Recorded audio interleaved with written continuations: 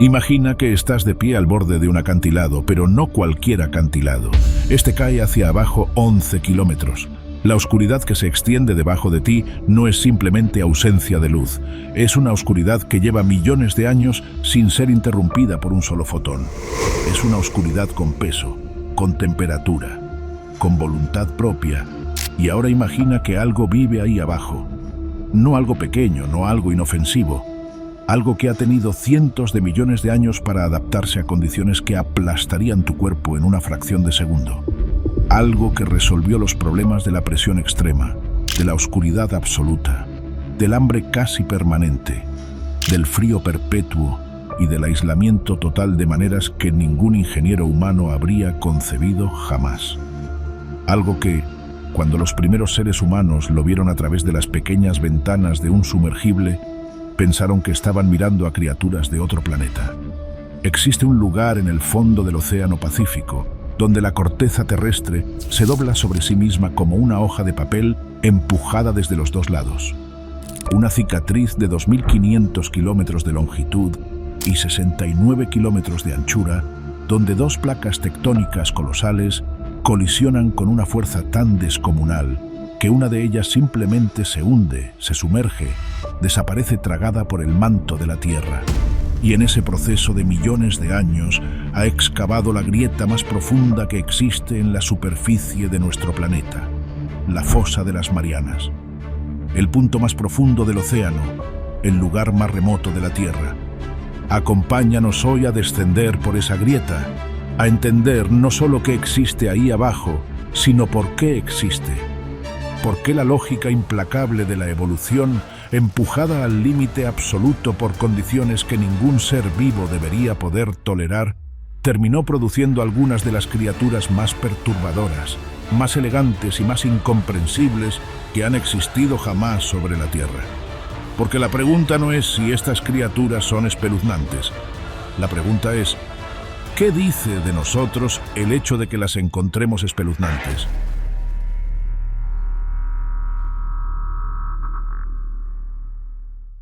Una herida en el planeta. Para entender la fosa de las Marianas, primero necesitas abandonar casi todos los puntos de referencia que tienes.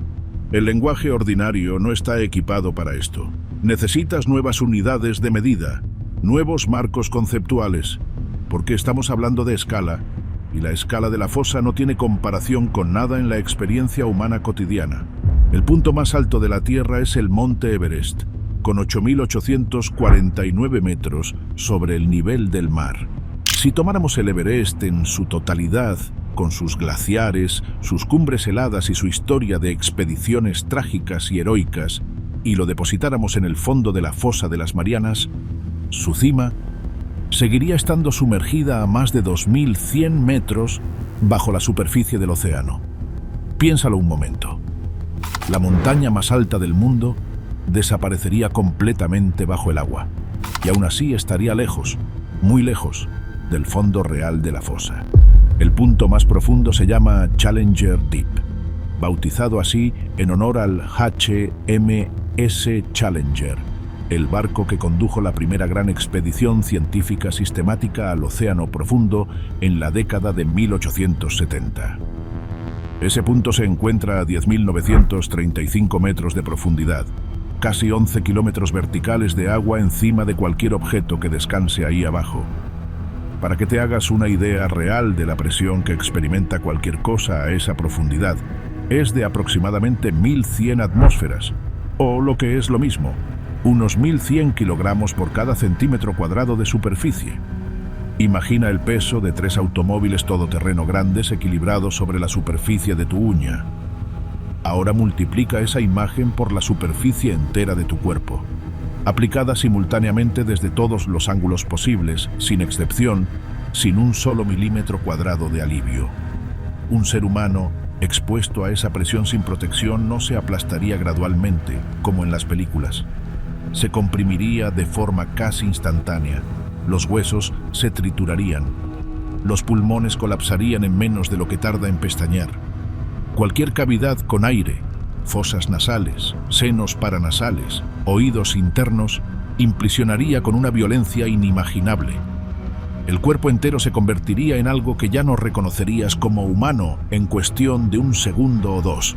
Y sin embargo, a lo largo de esos 11 kilómetros de agua oscura y aplastante, la vida no solo existe, prospera. Ha prosperado durante cientos de millones de años, con una diversidad, una sofisticación y una creatividad evolutiva que nos deja sin palabras cada vez que enviamos un vehículo lo suficientemente resistente como para observarla. La fosa de las Marianas se extiende en el Océano Pacífico Occidental, al este de las Islas Marianas y al sudoeste de la isla de Guam. Se formó a través de un proceso llamado subducción. La placa del Pacífico, una de las mayores y más antiguas placas tectónicas del planeta, se hunde lentamente por debajo de la placa de las Marianas. Este proceso comenzó hace unos 180 millones de años y continúa hoy en día, a una velocidad de varios centímetros por año, lento a escala humana, vertiginoso a escala geológica. La subducción es uno de los procesos más violentos y fundamentales de la geología planetaria. Cuando una placa oceánica colisiona con otra placa y una de ellas se hunde, el proceso genera terremotos devastadores, volcanes submarinos y tsunamis. En la fosa de las Marianas, la corteza oceánica del Pacífico se hunde bajo la placa de las Marianas y en el proceso, el borde de ataque de la placa que desciende excava la grieta más profunda del planeta, como una cuchilla que se arrastra contra el fondo del océano durante millones de años. La historia humana con esta fosa comenzó mucho antes de que pudiéramos llegar a ella. Ya en el siglo XVI, el cartógrafo sueco Olaus Magnus, un sacerdote católico nacido en Linköping en 1490, publicó su famosa Carta Marina, un mapa extraordinariamente detallado de los mares del norte que incluía representaciones de monstruos marinos de aspecto terrorífico. Magnus no los inventó por capricho. Recopiló durante décadas los testimonios de marineros, pescadores y habitantes de las costas, filtrándolos a través de los textos clásicos de Aristóteles y Plinio el Viejo. Lo que sus fuentes describían, con toda la sinceridad de su ignorancia, eran animales reales, probablemente ballenas y tiburones y calamares gigantes, magnificados por el miedo y la transmisión oral hasta adquirir proporciones mitológicas. Pero Magnus tenía razón en algo fundamental. El océano estaba lleno de criaturas que desafiaban la comprensión humana. Solo se equivocó en los detalles. Durante el siglo XIX, a medida que la ciencia comenzó a desplazar a la mitología como marco explicativo del mundo natural, el océano profundo seguía siendo tan misterioso como en los tiempos de Magnus. En 1843, el respetado naturalista escocés Edward Forbes propuso su famosa hipótesis azoica. Por debajo de cierta profundidad, el océano era completamente estéril. Sin luz, sin oxígeno suficiente, con una presión aplastante y temperaturas cercanas al punto de congelación del agua, nada podía vivir ahí. Forbes no tenía suficientes datos para demostrar su teoría. Simplemente extrapoló a partir de unas pocas dragas infructuosas en el Mediterráneo, en una zona que resultó ser un desierto biológico incluso para los estándares del océano, y asumió que el patrón se repetía en todo el mundo. La hipótesis azoica fue derribada de manera definitiva por la expedición del HMS Challenger, el primer gran viaje científico al océano profundo de la historia. El Challenger era un antiguo barco de guerra británico de 69 metros de eslora, equipado con laboratorios científicos, instrumentos de sondeo y termómetros de alta precisión, con una tripulación de 243 personas bajo las órdenes del naturalista escocés Charles Wyville Thomson. Entre 1872 y 1876, el barco recorrió casi 70.000 millas náuticas por los océanos del mundo, arrastrando redes y dragas hasta profundidades nunca antes alcanzadas. Lo que subía en esas redes demolió para siempre la hipótesis azoica: gusanos luminiscentes, esponjas de vidrio de una delicadeza casi sobrenatural, erizos de mar de colores imposibles, crustáceos con apéndices que parecían diseñados por un artista surrealista, peces con ojos descomunales y dientes como agujas. En palabras de Thomson, la oscuridad total no era un desierto, Era un mundo encantado de criaturas exquisitas, perfectas en su adaptación, invisibles para cualquiera que no se hubiera molestado en bajar a buscarlas. El informe oficial de la expedición, conocido como el Challenger Report, se publicó en 50 volúmenes entre 1880 y 1895 y continúa siendo uno de los documentos científicos más importantes de la historia de la oceanografía. Identificó cerca de 5.000 nuevas especies. Estableció las bases de la oceanografía moderna como disciplina científica y plantó en la mente humana una pregunta que sigue resonando hoy. Si el océano profundo puede albergar tanta vida, ¿qué más hay ahí abajo que todavía no sabemos? La primera vez que alguien bajó. Durante décadas después del Challenger, medir la profundidad del océano siguió siendo un arte impreciso. Las cuerdas con pesos podían torcerse, enredarse, ser arrastradas por corrientes submarinas. No fue hasta la segunda mitad del siglo XX, con el desarrollo de equipos de sonar avanzados, que se pudieron obtener medidas realmente precisas del Challenger Deep. Y si medir la profundidad era difícil, llegar ahí era otro desafío completamente distinto. El 23 de enero de 1960, dos hombres entraron en un recipiente esférico de acero y comenzaron a descender hacia el punto más profundo del océano conocido. El vehículo se llamaba Trieste. Era un batiscafo, literalmente barco profundo, diseñado originalmente por el físico suizo Auguste Piccard, quien había usado el mismo principio de diseño para ascender a la estratosfera en un globo de hidrógeno décadas antes. Sus dos ocupantes eran Jacques Piccard, hijo del inventor, y Don Walsh, un teniente de la Marina de los Estados Unidos de 28 años, originario de Berkeley, California. Walsh había llegado al programa del Trieste con una actitud que décadas más tarde seguía describiéndose con la seca brevedad del submarinista entrenado. Cuando un periodista le preguntó qué lo había motivado a ofrecerse voluntario para la misión, respondió: «Pensé que sería interesante, algo diferente, ¿sabes?». Esa respuesta no era falsa modestia. Era la expresión genuina de un hombre que había pasado su carrera en la Marina de Guerra haciendo cosas extraordinarias sin considerarlas excepcionales. Había sido un oficial de submarinos en la Guerra de Corea, acostumbrado a navegar durante meses bajo el agua en condiciones que la mayoría de las personas encontraría insoportables. La claustrofobia no era algo que le preocupara. La posibilidad del fracaso catastrófico tampoco, porque así había aprendido a pensar. Si algo fallaba a esas profundidades, no habría tiempo para pensar en ello. El Trieste no era una máquina elegante.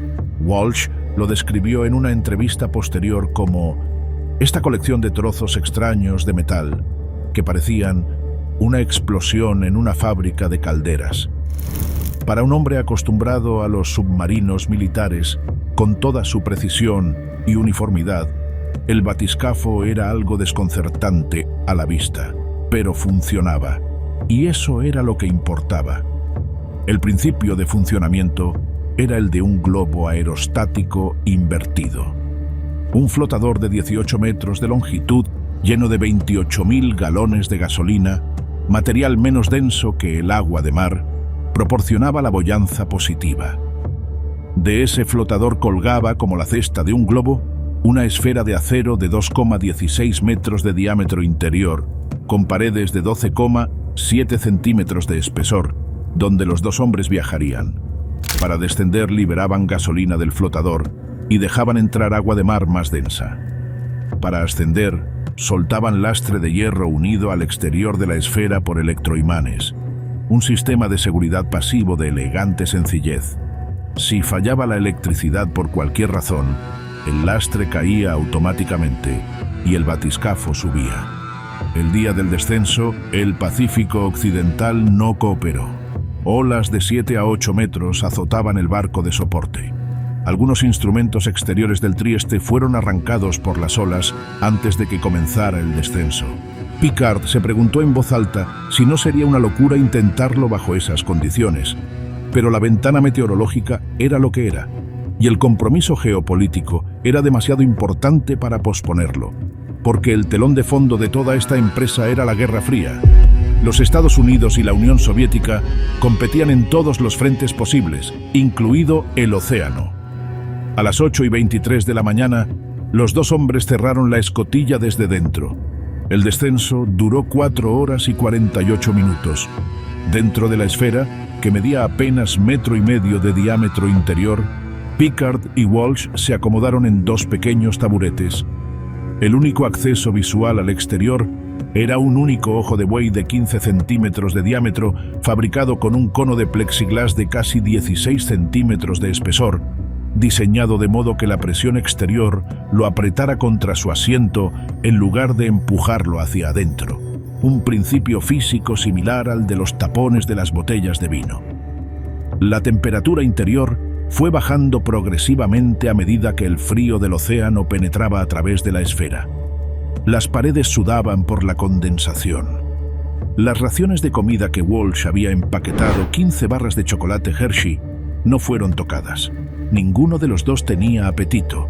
La comunicación con la superficie se hacía a través de un teléfono acústico que tardaba 7 segundos en transmitir una señal de ida y otras 7 de vuelta, porque el sonido viaja a través del agua a aproximadamente 1.500 metros por segundo, y la distancia implicada era de varios miles de metros. Era una conversación en cámara lenta, donde cada frase requería casi medio minuto de silencio después de pronunciarse para esperar la respuesta. A los 27.400 pies de profundidad, cuando ya estaban en la zona Hadal y la presión exterior superaba los 600 kilogramos por centímetro cuadrado, un golpe sordo y violento sacudió la esfera, lo suficientemente fuerte como para que ambos hombres se miraran con alarma. Descubrieron posteriormente que se había roto uno de los paneles de plexiglas del túnel de acceso que conectaba el flotador con la esfera, no de la esfera principal. Pero la experiencia no fue exactamente tranquilizadora cuando todavía quedaban varios kilómetros de descenso por delante. Obtuvimos nuestra atención, anotó Walsh con la sequedad de alguien que había aprendido a no dramatizar en situaciones donde el dramatismo no sirve de nada. Siguieron bajando.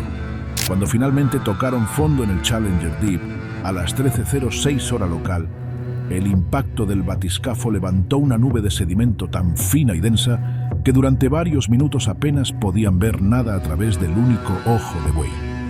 Tomaron lecturas de temperatura, que mostraron 3,33 grados Celsius, casi el punto de congelación del agua de mar. Buscaron corrientes con sus instrumentos y no encontraron ninguna. El fondo era plano, cubierto de ese barro pálido y casi impalpable que los geólogos llaman sedimento formado por millones de años de acumulación de esqueletos microscópicos de organismos planctónicos que cayeron lentamente desde la superficie. Pero en esos 20 minutos que permanecieron en el fondo antes de iniciar el ascenso, Jacques Piccard observó algo extraordinario. A través del ojo de buey, en el halo de luz de los proyectores del batiscafo, vio moverse algo sobre el sedimento. Un pez plano de aspecto espectral moviéndose con la parsimonia de quien tiene todo el tiempo del universo y ninguna razón para apresurarse. Probablemente era un pez lenguado o una platija hadal del género Liparidae, una de las especies de pez caracol que hoy sabemos dominan el ecosistema del Challenger Deep. Walsh llamó al barco de apoyo. El fondo está habitado. La frase, simple y directa, era también uno de los anuncios científicos más importantes del siglo XX. En ese momento quedaba demostrado para siempre que incluso en el punto más profundo del planeta, la vida había encontrado la manera. Durante 52 años, nadie regresó al Challenger Deep. 52 años es un periodo de tiempo que merece un momento de reflexión. En ese intervalo de tiempo, los seres humanos enviaron 12 personas a la Luna y las trajeron de vuelta. Construimos estaciones espaciales, enviamos sondas a los confines del sistema solar, hicimos que los ordenadores personales se volvieran ubicuos, conectamos el mundo con Internet, secuenciamos el genoma humano.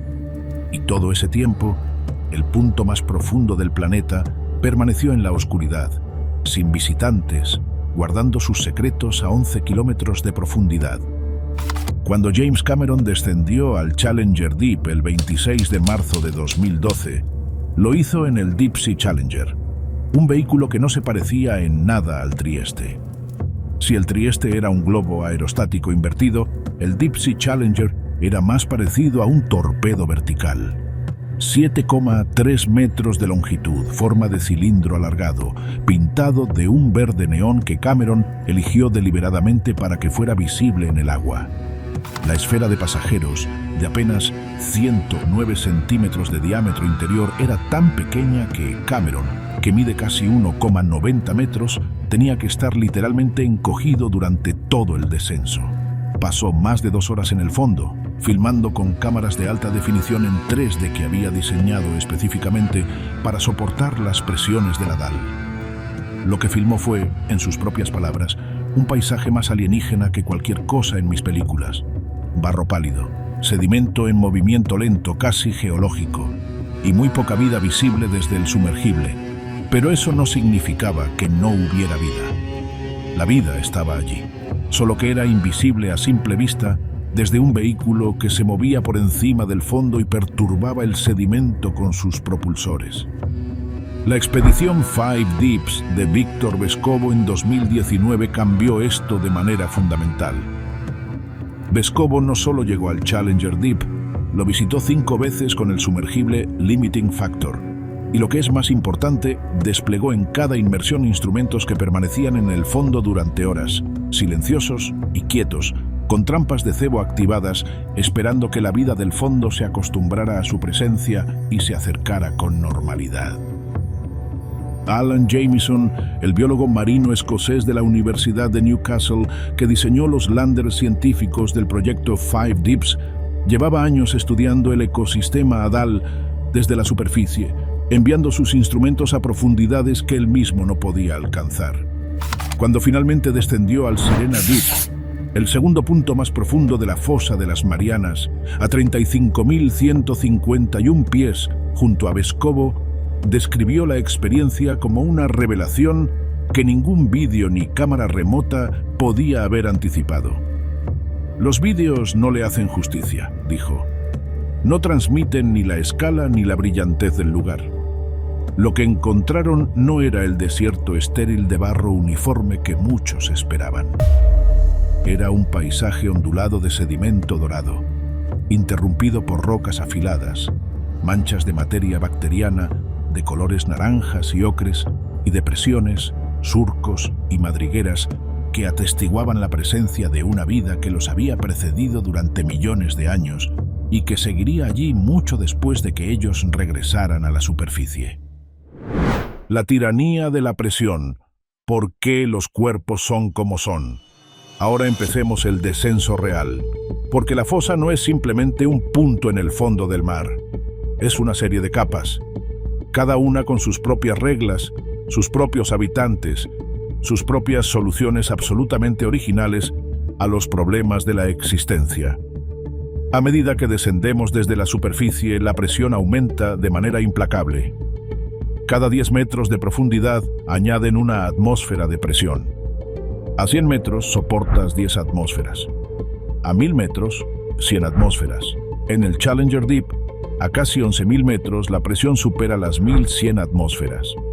Es suficiente para aplastar un submarino militar convencional como si fuera una lata de refresco vacía. Es suficiente para comprimir el agua de mar en sí misma, de modo que el agua en el Challenger Deep es ligeramente más densa que el agua en la superficie. Para cualquier organismo biológico, este es el problema central de vivir en la fosa. La presión no es solo incómoda, es estructuralmente destructiva para cualquier tejido que contenga espacios con gas. Los pulmones son sacos de aire, los huesos contienen cavidades, los senos paranasales, los oídos internos, incluso el tubo digestivo contienen gases. Bajo la presión del Challenger Deep, todos estos espacios colapsarían instantáneamente. Las criaturas de la fosa han resuelto este problema de la manera más elegante posible, eliminando todo lo que no puede soportar la presión. El pez caracol de las Marianas, Pseudoliparis suirei, es quizás el mejor ejemplo conocido de esta adaptación radical. Fue filmado por primera vez a profundidades superiores a los 8.000 metros en expediciones del equipo de Alan Jamieson, y en agosto de 2022 se registró un individuo a 8.336 metros de profundidad, el vertebrado a mayor profundidad jamás documentado. Su aspecto es el de algo a medio camino entre un pez y un fantasma. El cuerpo es gelatinoso, casi traslúcido. La piel tiene un tono rosado blanquecino que deja ver vagamente las estructuras internas. Se mueve con una gracia casi etérea, impulsado por las aletas pectorales en movimientos que recuerdan más a un fantasma flotando que a un pez nadando. Lo que hace verdaderamente extraordinario al pez caracol no es cómo se ve, es lo que no tiene. El cráneo del pez caracol de las Marianas no está completamente cerrado, como el cráneo de un recién nacido humano con fontanelas abiertas. Sus huesos son finos, mínimamente mineralizados y extraordinariamente flexibles. No tiene vejiga natatoria, ese órgano lleno de gas que otros peces usan para controlar su flotabilidad, porque a las presiones del Hadal, la vejiga implonaría. Su cuerpo es en gran medida agua y grasas, materiales que se comprimen muy poco bajo presión. Es, en cierto sentido, la solución más pura posible al problema de vivir bajo más de 1000 atmósferas de presión, construirse a sí mismo con materiales que la presión no puede dañar. Los investigadores han determinado el mecanismo molecular que permite esto. Los peces caracol hadales están saturados de una sustancia llamada TMA o óxido de trimetilamina. Esta molécula orgánica actúa como andamiaje molecular, ayudando a las proteínas del pez a mantener su forma funcional bajo presiones extremas. Sin el TMAO, las proteínas se desplegarían y perderían su función. Con él, las proteínas funcionan perfectamente, pero el TMAO tiene límites. Los investigadores han calculado que por encima de aproximadamente 8.200 metros, incluso la concentración máxima de TMA o que las células pueden tolerar no es suficiente para compensar la presión. Esto sugiere que hay una profundidad máxima teórica para los peces vertebrados, alrededor de los 8.200 a 8.400 metros, más allá de la cual la biología de los vertebrados simplemente no puede funcionar. El pez caracol de las Marianas vive exactamente en ese límite, pero hay un costo. Cuando los investigadores intentan traer estos peces a la superficie, fracasan casi siempre de manera espectacular. El cuerpo del pez caracol, perfectamente adaptado para soportar presiones de más de 1000 atmósferas, simplemente no puede manejar la ausencia de esa presión. A medida que sube, los tejidos se expanden. Las proteínas que funcionan perfectamente bajo presión extrema pierden su forma normal a presión atmosférica. Para cuando el pez llega a la superficie, lo que queda es, según describió Jamieson al mostrar una muestra a la escritora Susan Casey a bordo del Pressure Drop, algo que se parece a un condón lleno de agua. Gelatina desestructurada con algunos órganos reconocibles, ojos, hígado, intestinos, una masa que se deshace si intentas agarrarla. Solo podemos estudiar estas criaturas donde viven, a través de los pequeños ojos de buey de los sumergibles y a través de las cámaras de los vehículos de operación remota. La naturaleza ha construido un sistema de no sacar del museo. Sus exposiciones son permanentes. Hay otros habitantes de la zona Hadal que ilustran perfectamente esta lógica de eliminación de la rigidez. Los anfípodos hadales son crustáceos que en aguas superficiales no suelen exceder unos pocos milímetros, parecidos a pequeños camarones. En la fosa de las Marianas pueden alcanzar el tamaño de la palma de una mano adulta. En expediciones con trampas con cebo que permanecen horas en el fondo, se recuperan a veces en cantidades que sorprenden a los investigadores. Miles de individuos acudiendo a la atracción del olor de la carroña en pocas horas. Su exoesqueleto es fino, casi transparente. Puedes ver los órganos internos pulsando debajo de la superficie. Se mueven con una lentitud casi onírica, como si todo el universo a su alrededor se moviese en cámara lenta. En 2019, los investigadores del equipo de Jamieson publicaron en la revista Royal Society Open Science un resultado que sacudió al mundo. Habían encontrado microplásticos en el tejido del tubo digestivo del 100% de los anfípodos muestreados en la fosa de las Marianas. No en algunos, en todos. Criaturas que viven a 11 kilómetros de profundidad, que nunca han estado cerca de la superficie, contienen en su interior fragmentos de nuestros envases de plástico. Pero eso es una historia para más tarde. Por ahora, sigamos descendiendo. La oscuridad como fuerza evolutiva. Para entender la profundidad de la extrañeza de los habitantes de la fosa, necesitamos hablar de algo que casi nunca pensamos: la oscuridad como fuerza evolutiva activa. Cuando decimos que en la fosa de las Marianas no hay luz, estamos diciendo algo radicalmente inusual. En prácticamente cualquier otro ecosistema de la Tierra, incluso los que parecen completamente oscuros, como ciertas cuevas o el fondo de un lago turbio, existe alguna variación luminosa, ciclos de día y noche que se filtran de alguna manera, variaciones estacionales, algún destello ocasional. En el fondo de la fosa, a 11 kilómetros de profundidad, no ha habido ni un solo fotón de luz solar en cientos de millones de años. La oscuridad es perfectamente consistente, perfectamente permanente, perfectamente total. La oscuridad absoluta comienza de hecho mucho antes de la fosa. A 200 metros de profundidad, la luz solar ha disminuido lo suficiente como para que la fotosíntesis sea imposible. Esta es la frontera inferior de la zona eufótica, la zona iluminada, que constituye apenas el 5% del volumen total del océano y que, sin embargo, es la única parte del océano que la mayoría de los seres humanos conocemos y visualizamos cuando pensamos en el mar. Por debajo comienza la zona mesopelágica o zona del crepúsculo, que se extiende hasta los 1000 metros. Aquí la luz solar llega en destellos tenues y azulados, apenas suficiente para crear sombras. Muchos organismos realizan migraciones verticales diarias. Suben hacia la superficie por la noche para alimentarse del fitoplancton y vuelven a las profundidades durante el día para evitar a sus depredadores. Es una de las mayores migraciones de biomasa del planeta, ocurriendo en silencio y oscuridad cada 24 horas, completamente invisible desde cualquier playa. En la zona del crepúsculo existen también los peces más numerosos de la Tierra, aunque casi nadie lo sabe. Los peces linterna, de la familia Myctophidae, pequeños organismos que no superan los 15 centímetros, están presentes en la zona mesopelágica en cantidades que los científicos estiman en varios miles de millones de toneladas de biomasa. Eso podría ser 10 veces la captura pesquera mundial anual. Sus cuerpos son plateados como espejitos para difuminar su silueta en la penumbra y están salpicados de hileras de fotóforos, los órganos bioluminiscentes que les dan el nombre. Son presa de atunes, tiburones y cetáceos y parte fundamental del ecosistema oceánico global. A 1000 metros, la última traza de luz solar desaparece. Comienza la zona batipelágica, la zona medianoche, que se extiende hasta los 4000 metros. Aquí la oscuridad es total. No es la oscuridad de una habitación con las persianas cerradas. No es la oscuridad de una cueva.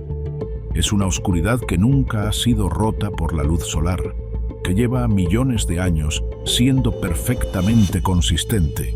Y por debajo de los 6000 metros, en los profundísimos surcos y fosas que cortan el fondo oceánico, está la zona hadal.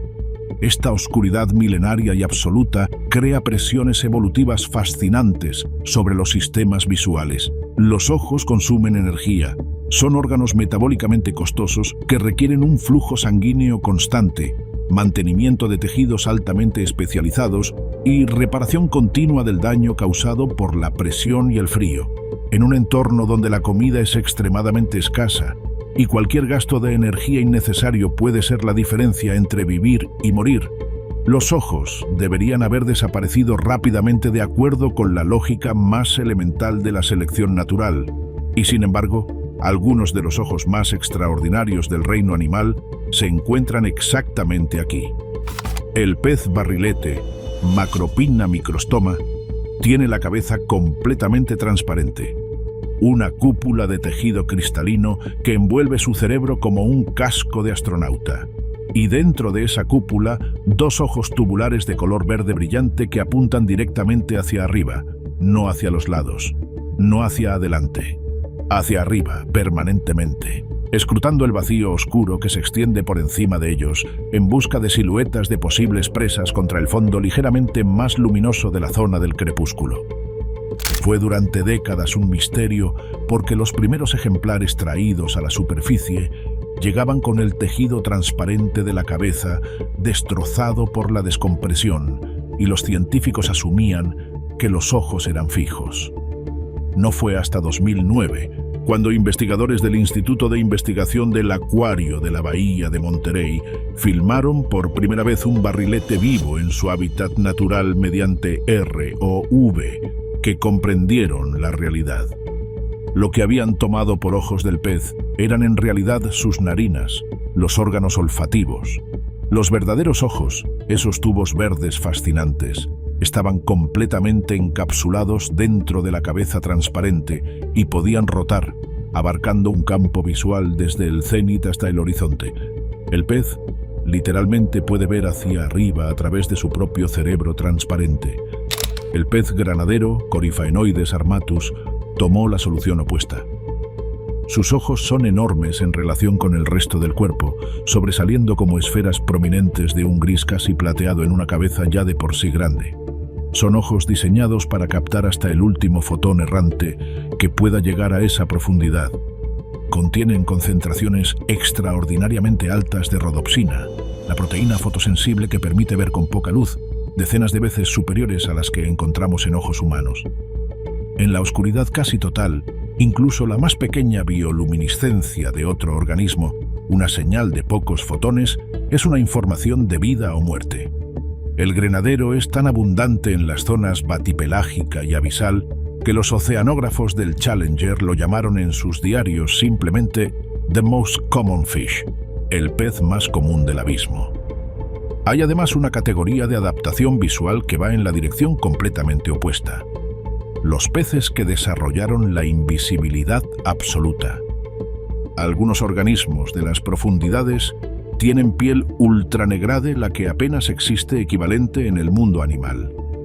Sus células cutáneas están cargadas de melanosoma en disposiciones que absorben hasta el 99,5% de cualquier luz que las toque. Para un observador en un sumergible con potentes focos, estos peces aparecen como siluetas sólidas negras incluso dentro del haz de luz directa. Su piel no refleja nada. La escritora Susan Casey, durante su inmersión a 1000 metros en las Bahamas, describió ver uno de estos peces como ver una sombra sin fuente de luz, algo que existe por lo que no está más que por lo que está.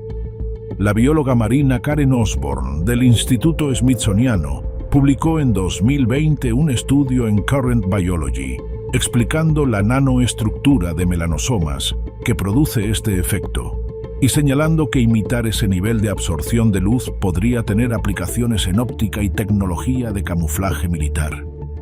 La selección natural en la oscuridad no favoreció a los más brillantes.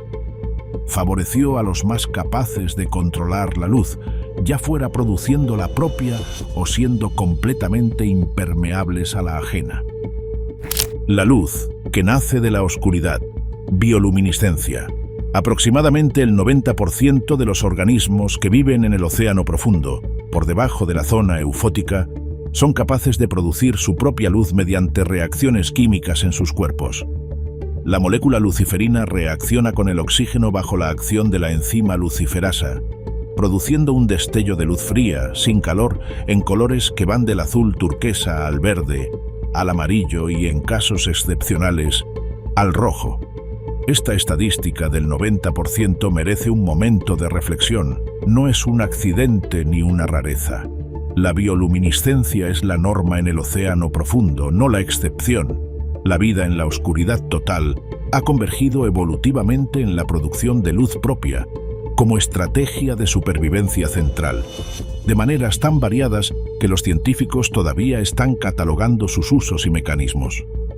En la oscuridad absoluta de la fosa, esta luz no es decorativa, no es un accidente evolutivo, es un lenguaje complejo.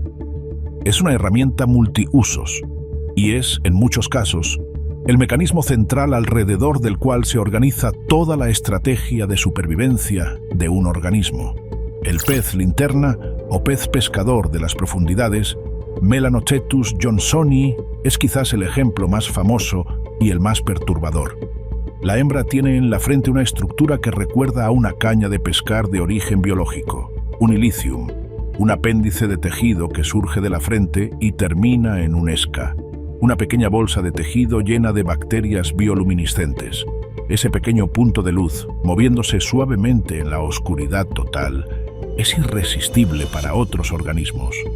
Peces pequeños, calamares, crustáceos se acercan, atraídos por lo que parece ser el único punto de luz en un universo de tinieblas, pensando que han encontrado presa, o quizás seguridad, y entonces la boca se abre.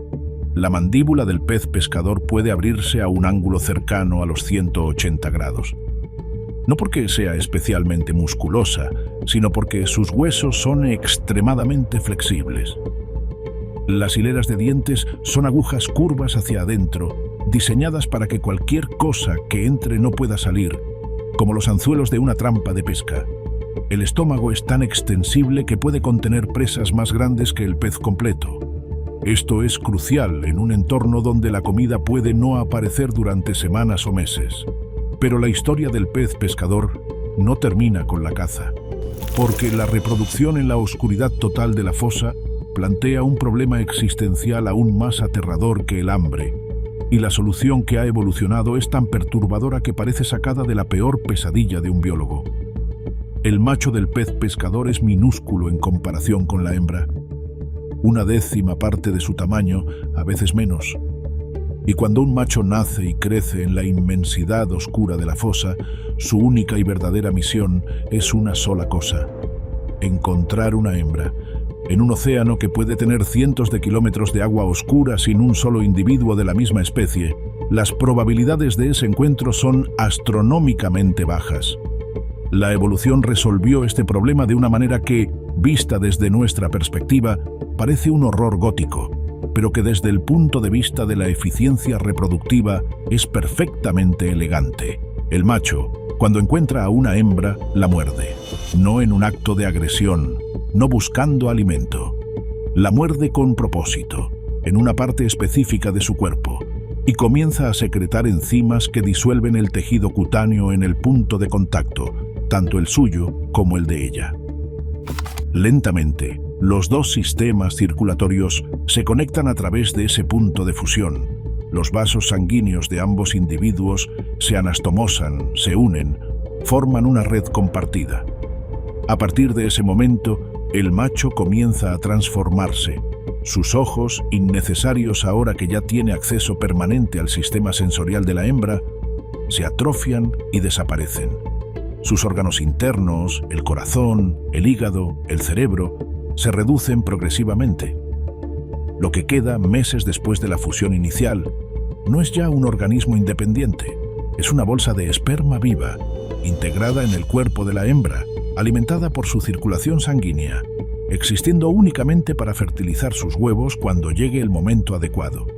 Algunas hembras de pez pescador han sido encontradas con 5, 6 o incluso más machos fusionados en diferentes partes del cuerpo, colgando de ellas como ornamentos grotescos, parásitos que ella misma creó, que son al mismo tiempo parte de ella y completamente dependientes de su supervivencia. No es la descripción de un horror, es la solución más eficiente posible al problema de encontrar pareja en un océano de tinieblas que cubre miles de kilómetros cuadrados.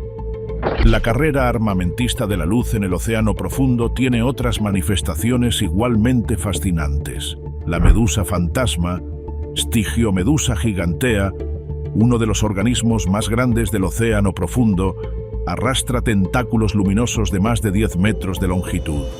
En la oscuridad total, es una visión que podría paralizar de miedo a cualquier ser que se topara con ella sin haberla esperado. Un fantasma hecho de luz y veneno que se desplaza silenciosamente a través del abismo. Algunos organismos producen destellos de luz para asustar a los depredadores. Como un flash de cámara fotográfica puede temporalmente cegar a alguien. Otros liberan nubes de tinta luminosa cuando se ven amenazados, creando una pantalla de luz brillante detrás de la cual desaparecen en la oscuridad. Y luego está la solución más ingeniosa, la que pertenece a un pez llamado Malacosteus niger, el pez de luz de parada o mandibulato de luz roja. La gran mayoría de los organismos del océano profundo que pueden ver alguna longitud de onda de luz bioluminiscente ven principalmente en el espectro azul-verde, entre 470 y 490 nanómetros aproximadamente. Esto tiene perfecto sentido físico. La luz azul-verde penetra mejor en el agua y puede viajar distancias mayores antes de ser absorbida. La luz roja, por el contrario, es absorbida por el agua casi inmediatamente.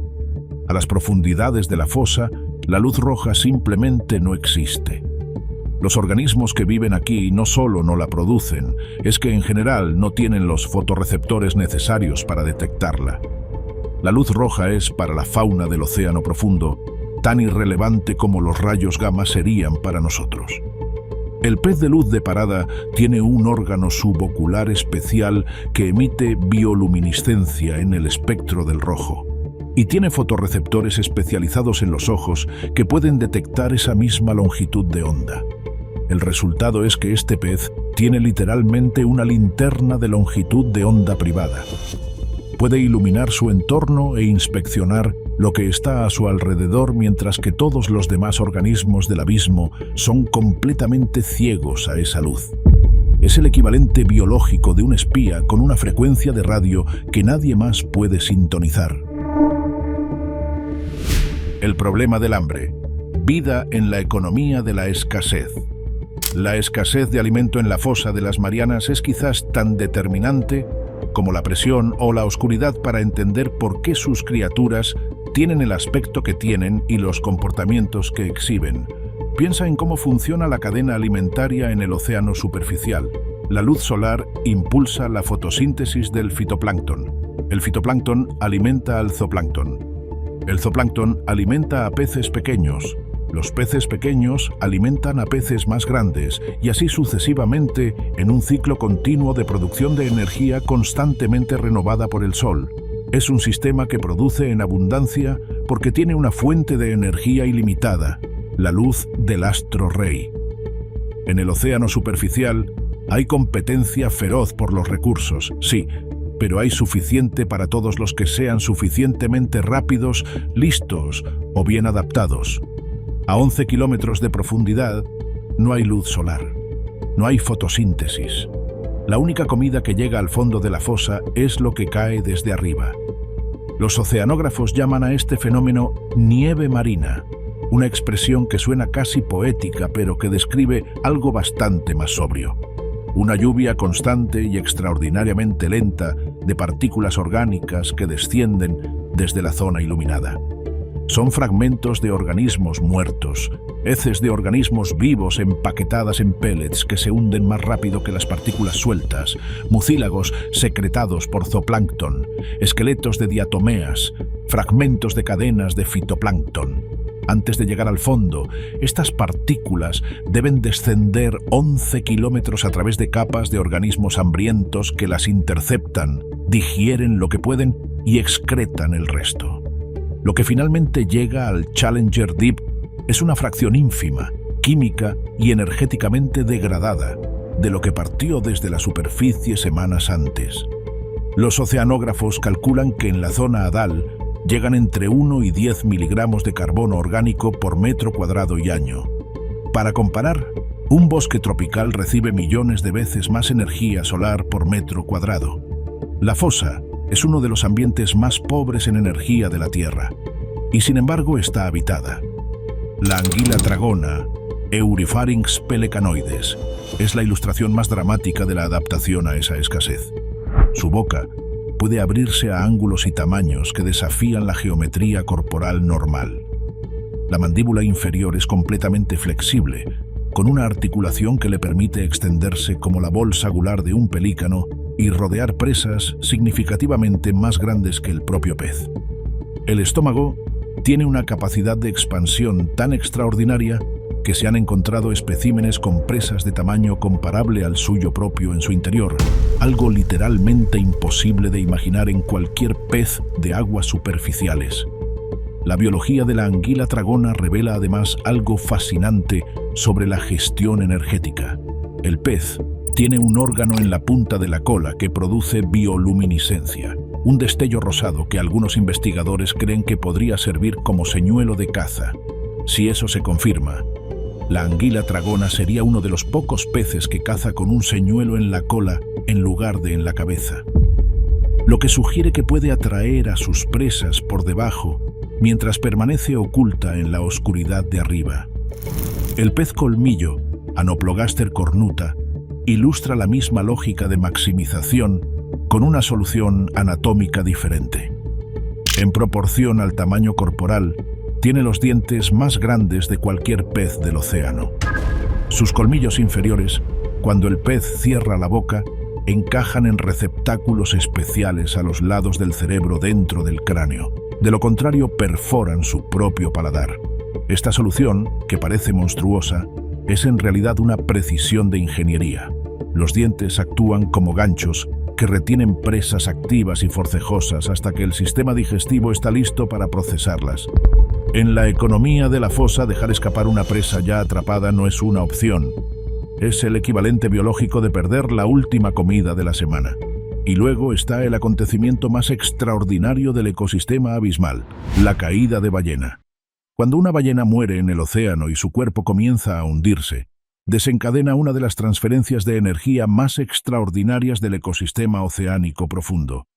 La carcasa puede pesar entre 10 y 160 toneladas según la especie, y durante el descenso, que puede durar horas o incluso días dependiendo de la profundidad y la densidad del cuerpo, deja un rastro de moléculas orgánicas que se difunden con las corrientes en todas direcciones.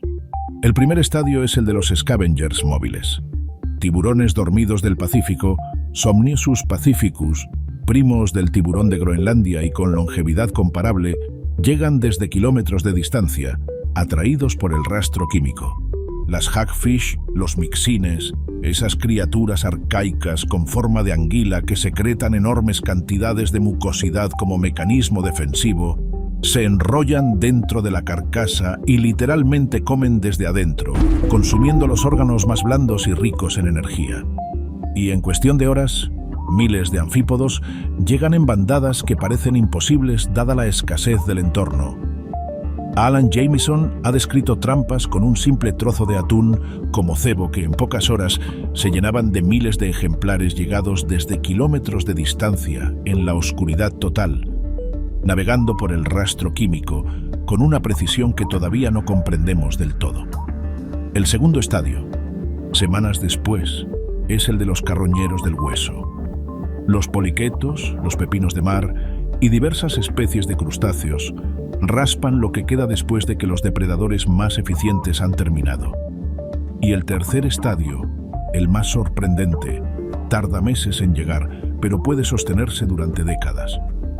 Los gusanos Osedax, cuyo nombre latino significa literalmente devorador de huesos, fueron descubiertos en 2002 por un equipo del Instituto de Investigación del Acuario de la Bahía de Monterey mientras estudiaban una ballena azul muerta a 2.893 metros de profundidad en el Pacífico.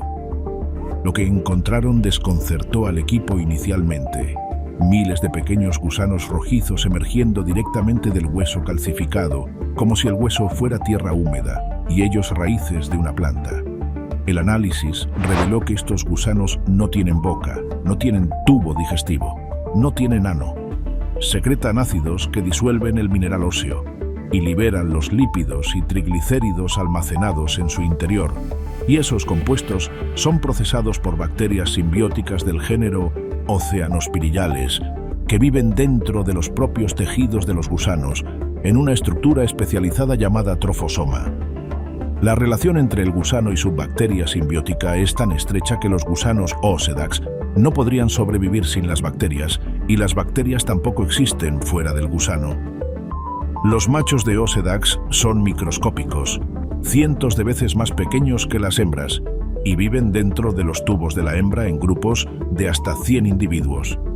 Son, en cierto sentido, el equivalente en los gusanos de la estrategia reproductiva del pez pescador, aunque mucho menos dramático en apariencia. Simplemente son tan pequeños que son funcionalmente irrelevantes, excepto como productores de esperma. Una sola caída de ballena azul puede sostener un ecosistema completo durante 40, 50, incluso 70 años. En ese tiempo se suceden oleadas de colonizadores, cada una aprovechando los recursos que la anterior dejó disponibles. Se han documentado más de 400 especies diferentes, dependientes de una sola carcasa a lo largo de su ciclo de descomposición. Algunas de esas especies se encuentran exclusivamente en carcasas de ballena y en ningún otro lugar del océano. Son especialistas absolutos en este microhábitat efímero. Esto plantea una pregunta evolutiva genuinamente intrigante. ¿Cómo encuentran las carcasas? Una ballena muerta en el fondo del océano podría estar a decenas de kilómetros de la más cercana comunidad estable de organismos adaptados a ese recurso. Y sin embargo, llegan. Los investigadores creen que algunas especies tienen ciclos de vida que incluyen estadios larvarios planctónicos capaces de dispersarse por grandes distancias en las corrientes oceánicas y que constantemente están dados en la columna de agua a que llegue el olor de una oportunidad. Es una estrategia de lotería. La mayoría de las larvas nunca encontrarán una carcasa, pero las que sí la encuentran tienen acceso a un recurso extraordinariamente rico y sostenido. El tiempo distorsionado, gigantismo y longevidad abisal. La escasez de alimento en la fosa tiene otro efecto que durante décadas desconcertó a los científicos y que todavía no está completamente explicado: el gigantismo abisal. En prácticamente todos los ecosistemas terrestres y marinos superficiales existen presiones evolutivas que mantienen a los organismos en tamaños moderados. Los depredadores se encargan de eliminar a los individuos más grandes y visibles. La competencia por los recursos limita el crecimiento. El ciclo de vida corto y la reproducción rápida son ventajas en entornos que cambian con las estaciones. La velocidad importa cuando tienes enemigos. En las profundidades abisales y hadales, muchas de estas presiones no existen o están profundamente modificadas. El resultado es que numerosas especies que en aguas superficiales son minúsculas alcanzan aquí tamaños que parecen de ciencia ficción. El isópodo gigante, Bathynomus giganteus, es el ejemplo más visualmente impactante. Sus parientes en aguas superficiales son los cochinillas de tierra, pequeños crustáceos de pocos milímetros que encuentras bajo las piedras húmedas de cualquier jardín del mundo. En las profundidades abisales del Pacífico, el Atlántico y el Índico, el isópodo gigante puede alcanzar los 76 centímetros de longitud y pesar hasta 1,7 kilogramos. Su anatomía es en esencia idéntica a la de su pariente terrestre, solo que magnificada hasta el absurdo. El mismo caparazón articulado en segmentos que le permite enrollarse en una bola perfecta cuando se siente amenazado. Las mismas 7 pares de patas plegadas. Los mismos ojos compuestos que en el isópodo gigante son enormes y facetados como los de un insecto de proporciones monstruosas. Los antiguos marinos medievales, que ocasionalmente encontraban ejemplares flotando muertos en la superficie del Atlántico, no podían saber que tenían ante sí un crustáceo perfectamente ordinario, simplemente escalado a proporciones inusuales. Probablemente los catalogaron como algún tipo de monstruo marino y, en términos de escala, no estaban del todo equivocados. Los científicos del siglo XIX también los encontraban perturbadores. El primer espécimen conocido de Bathynomus giganteus fue recogido por el naturalista francés Alphonse Milne Edwards en 1879 en el Golfo de México, a poca profundidad comparada con su rango habitual. Cuando Milne Edwards publicó su descripción del animal, el escándalo entre sus colegas no fue menor. ¿Cómo era posible que un piojo de mar de ese tamaño hubiera pasado inadvertido hasta entonces? Varias hipótesis compiten para explicar el gigantismo abisal. La hipótesis del metabolismo lento sugiere que los cuerpos más grandes consumen proporcionalmente menos energía por unidad de masa que los cuerpos más pequeños. En termodinámica biológica, los organismos grandes son más mísir en el sentido de que pueden sobrevivir periodos de ayuno más prolongados, una ventaja obvia cuando la próxima comida puede tardar meses en aparecer. La hipótesis de la presión de depredación señala que con menos predadores naturales en las profundidades, no existe la selección que en los ecosistemas superficiales normalmente favorece permanecer pequeño y esquivo, difícil de detectar y de atrapar. Y la hipótesis de la temperatura, probablemente la más robusta, señala que el frío extremo y constante ralentiza todos los procesos metabólicos, incluido el proceso de senescencia celular que en los organismos superficiales detiene el crecimiento y eventualmente conduce a la muerte. Pero el gigantismo abisal no afecta a todas las especies por igual. Tiene ganadores y perdedores en términos de qué grupos taxonómicos lo exhiben. Los crustáceos lo exhiben de forma espectacular, además del isópodo gigante, los anfípodos adales que en aguas superficiales no pasan de unos pocos centímetros, alcanzan los 34 centímetros en la fosa de Japón, documentados por el equipo de Jameson. Las esponjas de vidrio alcanzan en aguas profundas dimensiones que en la superficie serían imposibles. El espécimen más grande jamás documentado, encontrado en el mar de Coral en 2016 por el barco Schmidt Ocean Institute, medía 3,5 metros de altura y 4,5 metros de anchura. Un individuo que puede tener más de 10.000 años de edad. Los tiburones que frecuentan las profundidades tienden a ser significativamente más grandes que sus parientes de aguas superficiales. Sin embargo, algunos grupos no exhiben gigantismo. Los peces adales, como el pez caracol, son relativamente pequeños, quizás porque su nicho ecológico de depredación activa requiere agilidad más que masa. El gigantismo parece favorecerse en organismos de alimentación filtrado o de oportunistas que necesitan almacenar energía en sus cuerpos para sobrevivir largos periodos de escasez, más que en depredadores activos que necesitan velocidad y maniobrabilidad. El caso más extremo de longevidad abisal lo representa el tiburón de Groenlandia, Somniosus microcephalus, aunque no habita la fosa de las Marianas, sino las profundidades árticas y subártic. En 2016, investigadores de la Universidad de Copenhague publicaron en la revista Science sus estimaciones de la edad de varios ejemplares obtenidas mediante datación por radiocarbono de los cristalinos de sus ojos. Los cristalinos del ojo son estructuras metabólicamente inactivas que se forman antes del nacimiento y no se regeneran. Son una especie de cápsula temporal sellada y las moléculas de carbono atrapadas en ellas en el momento de la formación reflejan la proporción de carbono 14 atmosférico de esa época.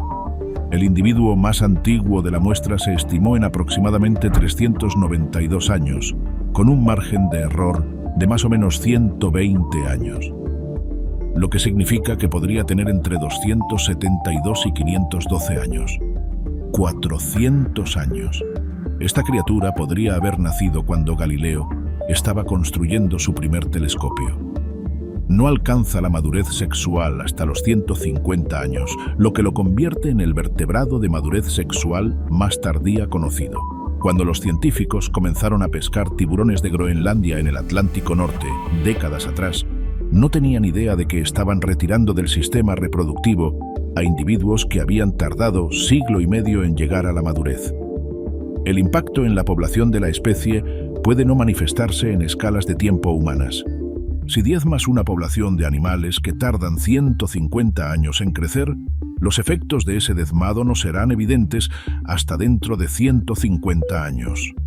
Ese desajuste entre la escala temporal de los organismos abisales y la escala temporal humana es uno de los problemas más serios para la gestión y protección de estos ecosistemas. Destruimos en una semana lo que tardó siglos en construirse, y los efectos de esa destrucción no los veremos hasta generaciones después de que nosotros mismos hayamos desaparecido. Es la deuda ecológica más difícil de contabilizar.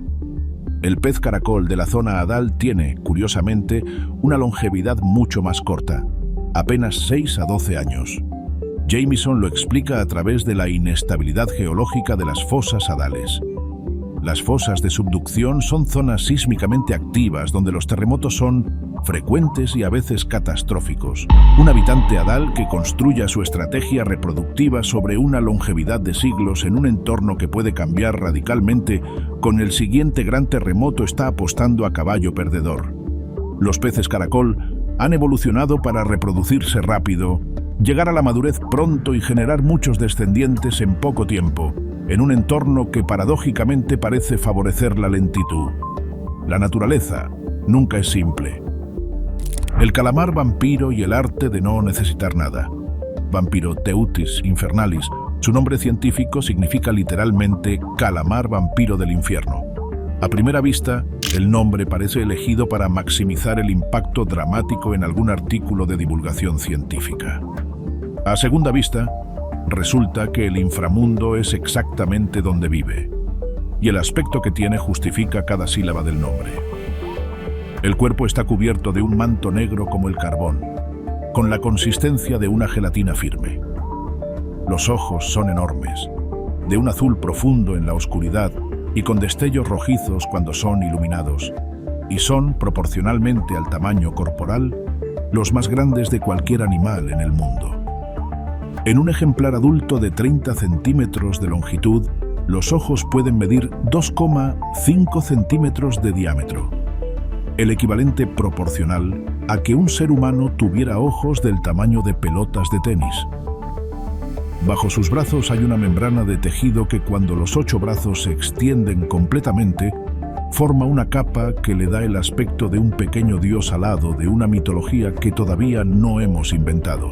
El calamar vampiro no es ni exactamente un calamar ni exactamente un pulpo. Es el único miembro vivo del orden Vampiromorpha, un grupo que se divergió de los pulpos y los calamares hace más de 300 millones de años, antes de que los dinosaurios aparecieran en la Tierra.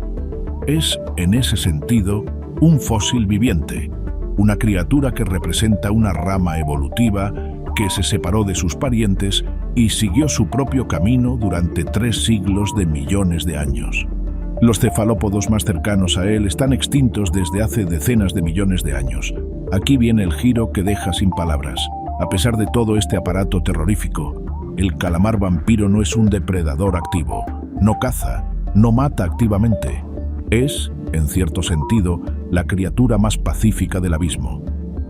Esta revelación llegó gracias a los trabajos de la bióloga marina Hendrik Hobbing y sus colaboradores del Instituto de Investigación del Acuario de la Bahía de Monterey, publicados en 2012 en la revista Proceedings of the Royal Society B.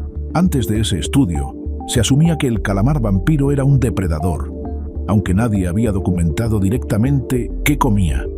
El análisis del contenido estomacal de los ejemplares recolectados y de las muestras recogidas por los filamentos del animal mostró algo completamente inesperado.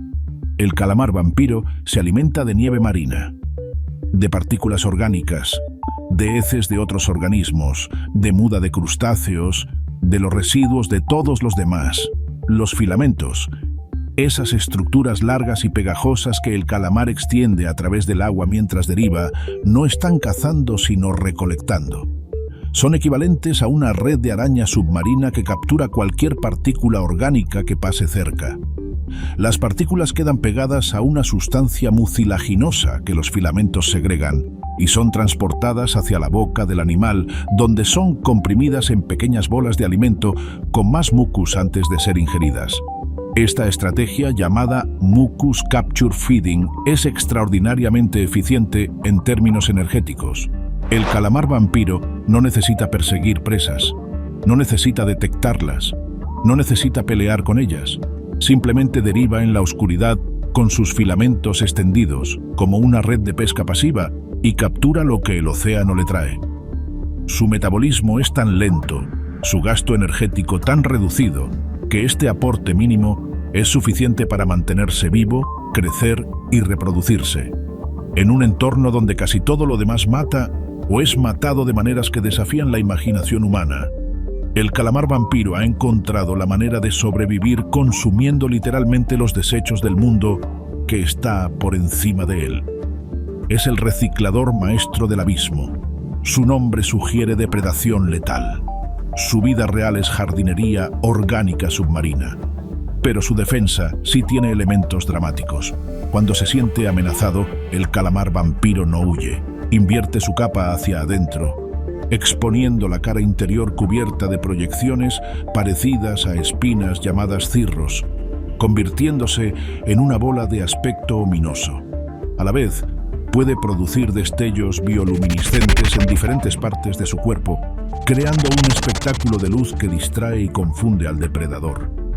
Y si todo lo demás falla, produce una nube de moco bioluminiscente que brilla en la oscuridad y que puede adherirse al hocico o las branquias del atacante, irritándolo y permitiendo al calamar vampiro escapar mientras el predador está distraído intentando quitarse la sustancia pegajosa y luminosa. No es tinta oscura como la que liberan sus parientes calamares. Es una bola de luz pegajosa, una granada de fosforescencia. Esta estrategia es evolutivamente fascinante porque implica la conversión de un recurso escaso, la energía bioluminiscente, en una herramienta defensiva. El calamar vampiro vive en un equilibrio de mínimo gasto y máxima versatilidad. Come con el mínimo esfuerzo y se defiende sin desperdiciar energía en huidas costosas. Hay otros habitantes del océano profundo que han tomado el minimalismo energético hasta sus extremos más sorprendentes. El gusano de hielo, Esiocaeca metanicola, vive sobre los depósitos de hidratos de metano en el fondo del Golfo de México, a profundidades de 500 a 700 metros. Se alimenta directamente de las bacterias que metabolizan el metano en la superficie de esos depósitos. Vive literalmente sobre un pozo de gas y come las bacterias que lo explotan. Cuando los investigadores del Instituto Oceanográfico Woods Hole lo descubrieron en 1997, tuvieron que verificar varias veces que lo que veían era real. Un gusano viviendo sobre el equivalente submarino de un campo de gas natural, aparentemente sin molestarse en absoluto por el ambiente tóxico. La poliqueta Riftia pachiptila, el gusano tubícola de las chimeneas hidrotermales, va incluso más lejos en la economía energética. Completamente desprovisto de boca, estómago y tubo digestivo, se alimenta exclusivamente a través de las bacterias simbióticas que aloja en un órgano especializado, el trofosoma, que puede representar hasta el 15% de la masa corporal del gusano. Es el equivalente a haber reemplazado tu sistema digestivo con un laboratorio de procesamiento de alimentos incorporado que funciona autónomamente. Cuando los biólogos del Instituto Scripps of Oceanography examinaron por primera vez especímenes de Riftia a finales de los años 70, estuvieron en desacuerdo durante meses sobre si eran un animal o una planta, porque ningún animal conocido podía carecer completamente de sistema digestivo. Estas criaturas, el calamar vampiro, el gusano de hielo, los tubícolas hidrotermales, ilustran algo fundamental sobre la vida en el océano profundo. La selección natural aquí no optimiza para la velocidad, la fuerza o la agresividad. Optimiza para la eficiencia, para hacer más con menos, para encontrar fuentes de energía que otros ignoraron, para construir cuerpos que necesiten tan poco que puedan sobrevivir incluso cuando el océano parece haberlos olvidado completamente. Y en esa eficiencia radical, en ese minimalismo impuesto por la escasez, hay algo que nos habla directamente. Vivimos en una civilización construida sobre el derroche de energía, sobre la idea de que el progreso significa consumir más. Las criaturas del abismo llevan cientos de millones de años demostrando que hay otra manera, que la vida puede ser extraordinariamente compleja, diversa y resiliente, con una fracción infinitesimal de los recursos que consideramos necesarios. No es que tengan algo que enseñarnos directamente, porque no son conscientes de que existimos, pero los principios que gobiernan su biología son universales, y estudiándolos estamos aprendiendo algo sobre los límites de lo posible que todavía no hemos terminado de asimilar. Los monstruos reales, chimeneas hidrotermales y la vida imposible.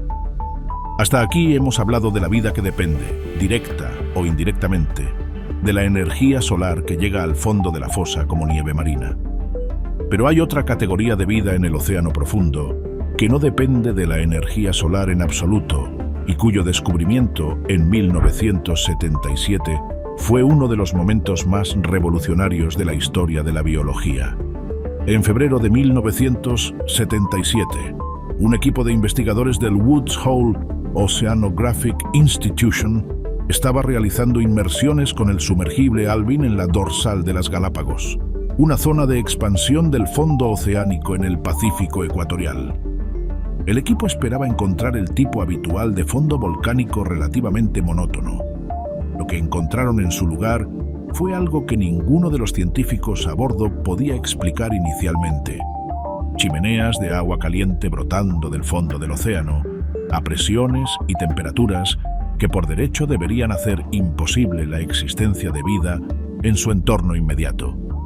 Y rodeando esas chimeneas, densas comunidades de organismos que nadie había visto antes, gusanos tubícolas de más de 2 metros de longitud con plumas rojas en la parte superior, almejas del tamaño de un balón de fútbol, camarones ciegos que deambulaban por las chimeneas, cangrejos albinos. Todo ello en concentraciones que rivalizaban con los ecosistemas más productivos del océano superficial. ¿Cómo era posible? ¿De dónde venía la energía para sostener toda esa vida? La respuesta fue la quimiosíntesis. Las bacterias que vivían en el entorno de las chimeneas no necesitaban la luz del sol. En lugar de fotosíntesis, realizaban quimiosíntesis. Utilizaban el sulfuro de hidrógeno que emanaba de las chimeneas como fuente de energía para fabricar compuestos orgánicos. El sulfuro de hidrógeno, que es un veneno para prácticamente cualquier organismo terrestre, y toda la pirámide alimentaria que se construía sobre esas bacterias, incluyendo los gusanos tubícolas, las almejas y los camarones, dependía en última instancia de esa energía química extraída de la geología de la Tierra. El descubrimiento de las chimeneas hidrotermales demostró que la fotosíntesis no era la única ruta energética posible para sostener ecosistemas complejos. Demostró que la vida puede construirse sobre la energía química del interior de la Tierra, tanto como sobre la energía del Sol. En 2000, la geóloga marina Deborah Kelly, de la Universidad de Washington, descubrió durante una expedición con el barco Atlantis y el sumergible Alvin un tipo completamente diferente de vent hidrotermal en el fondo del Atlántico. El lugar, bautizado como Ciudad Perdida, no tenía nada que ver con las chimeneas volcánicas negras del Pacífico. En lugar de agua negra hirviente llena de sulfuros metálicos, las chimeneas de Ciudad Perdida emitían fluidos cálidos y transparentes, y estaban construidas de carbonato de calcio, como las estalactitas de una cueva. Las torres más altas alcanzaban los 60 metros. La temperatura del fluido era moderada, no de varios cientos de grados, sino de entre 40 y 90 grados centígrados.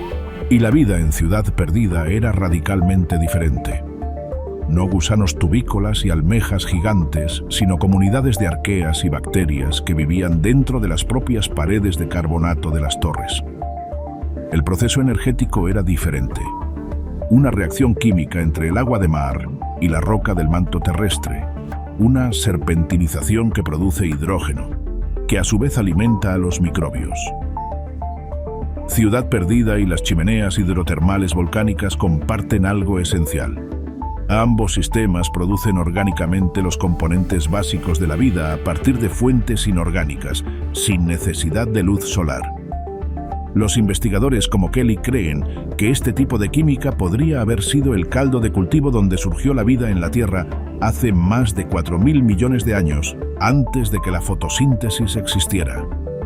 Y si la vida puede surgir y prosperar en las chimeneas del fondo del Pacífico o en las torres blancas del Atlántico, entonces la misma lógica aplica a cualquier planeta o luna donde exista agua líquida y gradientes químicos, que es exactamente donde miran los astrobiólogos cuando buscan vida extraterrestre. La ciencia que nace del abismo. Las criaturas de la fosa de las Marianas no son solo organismos curiosos para documentos de divulgación científica. Son, literalmente, fuentes de conocimiento con aplicaciones directas en medicina, biotecnología ingeniería de materiales y astrofísica. Las proteínas son estructuras tridimensionales exquisitamente sensibles a las condiciones de su entorno. La mayoría de las proteínas que conocemos pierden su forma funcional a temperaturas superiores a 40 o 50 grados Celsius o bajo presiones muy alejadas de la presión atmosférica normal. Los organismos de las profundidades abisales han resuelto este problema de maneras que los bioquímicos estudian intensamente. Las bacterias encontradas en el fondo del Challenger Deep producen proteínas que mantienen su estructura y función a presiones de más de 1000 atmósferas. Estas proteínas tienen modificaciones moleculares sutiles pero cruciales.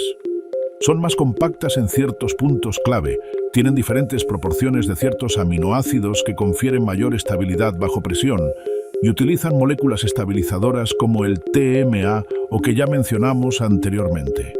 El estudio detallado de estas adaptaciones tiene aplicaciones potenciales en biotecnología industrial para procesos que requieren condiciones extremas y en medicina para el diseño de proteínas terapéuticas más estables. La bioluminiscencia del océano profundo ha dado quizás la herramienta más ubicua en toda la biología molecular moderna. La proteína verde fluorescente, GFP, fue aislada originalmente de una medusa del Pacífico, Aecorea victoria, que habita en la zona del crepúsculo. Esta proteína, cuando es excitada con luz ultravioleta, emite una brillante fluorescencia verde. Desde su descubrimiento en la década de 1960 y su caracterización molecular en los años 90, la GFPE se ha convertido en una herramienta absolutamente fundamental en la investigación biomédica. Permite a los científicos proteínas, células o tejidos específicos con luz verde y seguir su movimiento y comportamiento en tiempo real en organismos vivos.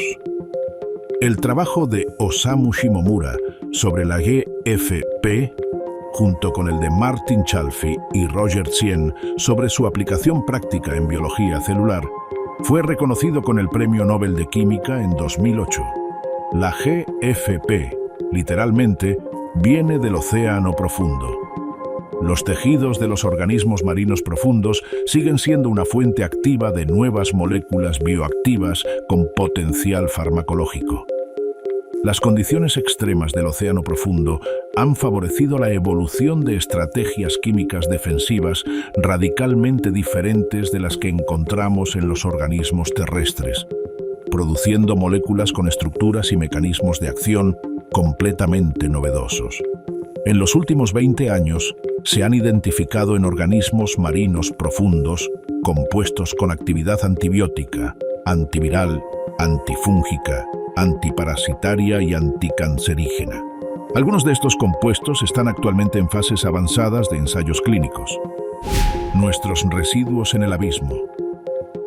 Víctor Vescovo, durante su descenso al Challenger Deep en diciembre de 2019, encontró entre el sedimento del fondo del punto más profundo del planeta una bolsa de plástico. En el lugar más remoto de la Tierra, al que solo 4 expediciones tripuladas han llegado en toda la historia humana, nuestros residuos llegaron antes que nosotros. Esto no fue un accidente aislado ni una anécdota curiosa. Es la manifestación visible de un proceso que los científicos llevan años documentando con creciente alarma. Los microplásticos, fragmentos de plástico de menos de 5 milímetros de tamaño que resultan de la degradación de plásticos más grandes, se han encontrado en muestras de agua tomadas en todas las profundidades del océano, incluidas las más profundas. Cuando el equipo de Jameson analizó los anfípodos hadales recogidos en la fosa de las Marianas y en otras fosas del Pacífico para el estudio de 2019 publicado en Royal Society Open Science, encontró microplásticos en los tractos digestivos del 100% de los individuos analizados. Pero los plásticos son solo la parte más visible del problema. El mismo estudio de 2017, publicado en Nature Ecology y Evolution que mencionamos antes, encontró concentraciones de contaminantes orgánicos persistentes, PCBs y DDT, principalmente en anfípodos del Challenger Deep, que eran 50 veces más altas que las encontradas en los ecosistemas fluviales más contaminados de China. Estos son compuestos que fueron prohibidos en la mayoría de los países en las décadas de 1970 y 1980, pero que siguen circulando en el ecosistema oceánico, hundiéndose lentamente hacia las profundidades y concentrándose en los tejidos de los organismos. El sistema de corrientes termohalinas que distribuye calor por todo el océano y regula el clima mundial también distribuye nuestros contaminantes. Las corrientes llevan el agua desde la superficie hasta las profundidades en ciclos que pueden durar siglos, y con esa agua llevan todo lo que hemos disuelto o suspendido en ella.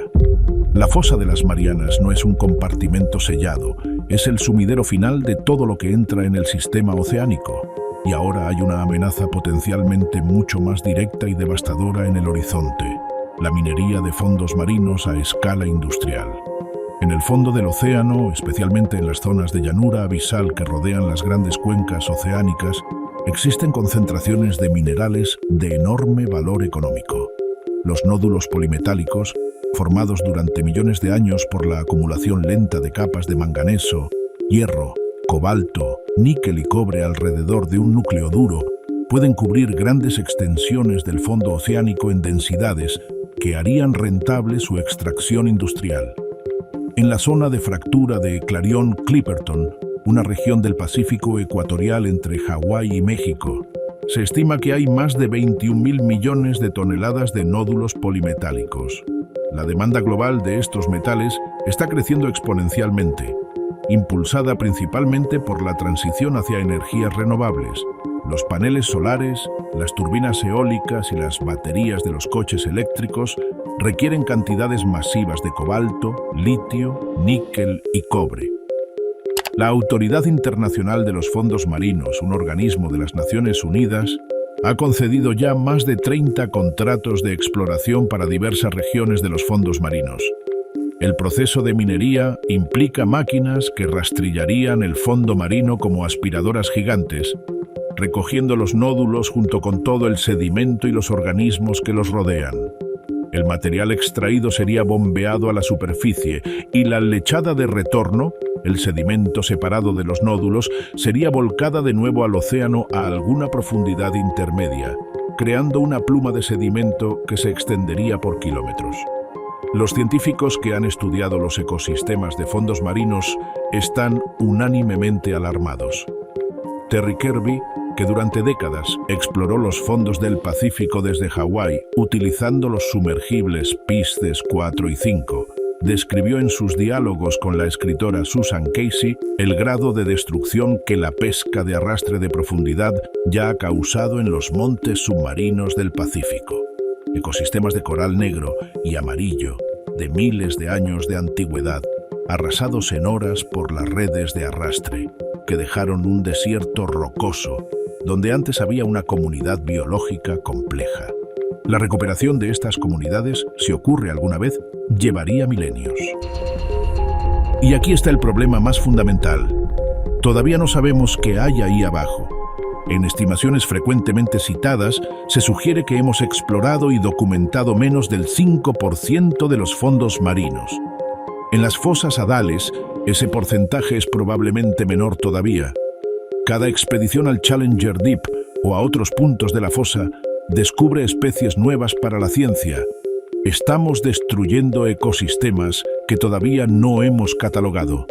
Potencialmente estamos enviando a la extinción especies que ni siquiera sabemos que existen. ¿Por qué los llamamos monstruos? Todo lo que hemos descrito hasta aquí está lleno de maravilla científica. Pero hay una pregunta que hemos estado rodeando desde el principio y que merece ser confrontada directamente. ¿Por qué nos parecen espeluznantes estas criaturas? No es una pregunta retórica. Tiene una respuesta genuinamente interesante. Desde tiempos inmemoriales, el océano ha sido para los seres humanos el territorio de lo desconocido por excelencia. Los mapas medievales europeos etiquetaban las zonas oceánicas inexploradas con advertencias como Hic sunt dracones. Aquí hay dragones. Los navegantes nórdicos poblaban el océano con el kraken, un calamar gigantesco capaz de hundir barcos. Los japoneses temían al Ryujin, el dios dragón de los mares que vivía en un palacio en el fondo del océano. la Carta Marina de Olaus Magnus, publicada en 1539, no era simplemente un documento de ignorancia medieval. Era y es un mapa de los miedos humanos proyectados sobre el océano. Las criaturas de Magnus, con sus cuernos, sus escamas negras y sus ojos llameantes, son en cierto sentido perfectamente precisas.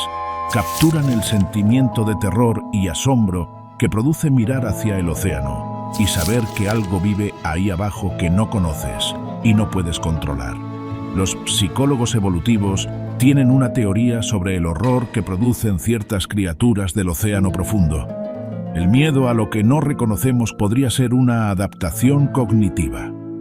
Lo que no encaja en nuestros esquemas mentales de cómo debería ser un organismo vivo, dispara alarmas instintivas. Dientes que no caben en la boca, cuerpos que parecen transparentes o fluidos, ojos en lugares equivocados o de tamaños imposibles, machos que se disuelven en las hembras. Estas características violan las expectativas cognitivas que tenemos sobre los seres vivos y generan una respuesta de aversión. Pero hay algo más. Edmund Burke, el filósofo irlandés del siglo XVIII, identificó en su ensayo A Philosophical Inquiry into the Origin of Our Ideas of the Sublime and Beautiful, de 1757, el miedo y el asombro como experiencias complementarias, no opuestas. Lo que es verdaderamente sublime, argumentó Burke, provoca mdhelas, un estado mental en el que todas las emociones normales quedan suspendidas, reemplazadas por una mezcla de horror y deleite. Es la experiencia de algo tan grande, tan incomprensible, tan radicalmente diferente a lo ordinario que suspende el funcionamiento normal de la mente. Las criaturas de la fosa de las Marianas son lo sublime en su forma más pura. Nos asustan porque son radicalmente diferentes a todo lo que conocemos. Pero también nos fascinan, nos asombran, nos dejan sin palabras, y esa tensión entre horror y fascinación es exactamente la que sentía Olaus Magnus al dibujar sus monstruos, y la que sentimos nosotros hoy al ver las imágenes del pez pescador o del pez barrilete. La diferencia entre Magnus y nosotros no es tanto el sentimiento como el conocimiento. Magnus no sabía qué eran esas criaturas, así que las llenó con sus miedos. Nosotros sabemos, al menos en parte, y eso transforma el terror en algo más complejo. Una mezcla de asombro científico, respeto profundo y una humildad que surge de comprender cuánto nos falta por aprender. El futuro de la fosa, lo que todavía no sabemos. En 2023, investigadores que utilizaban trampas con cebo en la fosa de las Marianas filmaron un pez caracol a 8.336 metros de profundidad, un nuevo récord para un vertebrado. En 2021, una expedición filmó una medusa de especie desconocida, del tamaño aproximado de un balón de playa, derivando cerca del Challenger Deep. En 2017, los científicos del proyecto Five Deeps encontraron nuevas especies de anfípodos con adaptaciones que nadie había documentado. En la fosa de las Marianas y en las fosas del Pacífico, en cada expedición nueva, aparecen organismos que no habían sido vistos antes por ningún ser humano. Estimamos que hemos descrito menos del 5% de las especies que viven en el océano profundo, lo que significa que el 95% todavía está ahí, en la oscuridad, esperando ser descubierto. El oceanógrafo John Delaney, de la Universidad de Washington, mentor de Deborah Kelly y uno de los arquitectos del observatorio de fondo marino más avanzado del mundo, el Regional Cable Array del Pacífico Noroeste, tiene una manera de formular este desafío que merece ser citada. Necesitamos estar en el océano para entenderlo. No encima de él, en él, con sensores, con vehículos, con observatorios permanentes que transmitan datos en tiempo real desde las profundidades. El océano profundo absorbe el 93% del exceso de calor que la humanidad ha generado desde 1970 y el 30% del dióxido de carbono. Es el mayor tampón climático del planeta. Los cambios en la temperatura del océano profundo, en su química, en sus corrientes, no son detalles secundarios del sistema climático. Son variables fundamentales que determinan cómo va a funcionar el clima durante los próximos siglos. Y no tenemos suficientes sensores ahí abajo para monitorearlos adecuadamente. Delaney y Kelly sueñan con flotas de vehículos autónomos con inteligencia artificial que puedan explorar continuamente los fondos marinos, transmitir datos en tiempo real, secuenciar el ADN del agua que atraviesan, identificar nuevas especies, detectar los precursores de terremotos y tsunamis antes de que ocurran. La tecnología para esto no está tan lejos. Los obstáculos son principalmente económicos y de voluntad política. Por cada dólar que la Administración Nacional Oceánica y Atmosférica de los Estados Unidos, NOAA, gasta en exploración e investigación oceánica, la NASA recibe $150. Hemos decidido como civilización que comprender el espacio exterior merece 10 veces, 100 veces, 1000 veces más inversión que comprender el océano que cubre el 71% de nuestro propio planeta y que regula el clima que hace posible nuestra existencia. Eso va a tener que cambiar. El espejo que sostiene el abismo. La fosa de las Marianas existe desde hace 100 millones de años. Ha sobrevivido a erupciones volcáticas catastróficas, a impactos de asteroides, a las 5 grandes extinciones masivas de la historia de la vida. La mayor extinción de todas, el evento del Pérmico-Triásico, hace 252 millones de años, que eliminó más del 90% de todas las especies marinas, no borró la fosa. Sus criaturas se adaptaron, evolucionaron, persistieron. Lo que ahora les sucede no tiene precedentes en la historia del planeta. No es un cambio geológico gradual al que puedan adaptarse en escalas evolutivas. Es un cambio rápido, drástico y multidimensional.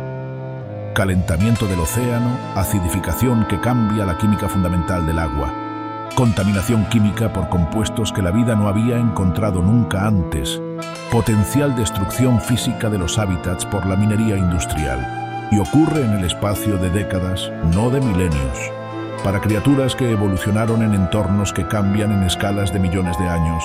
Es como si la Tierra misma hubiera enloquecido repentinamente.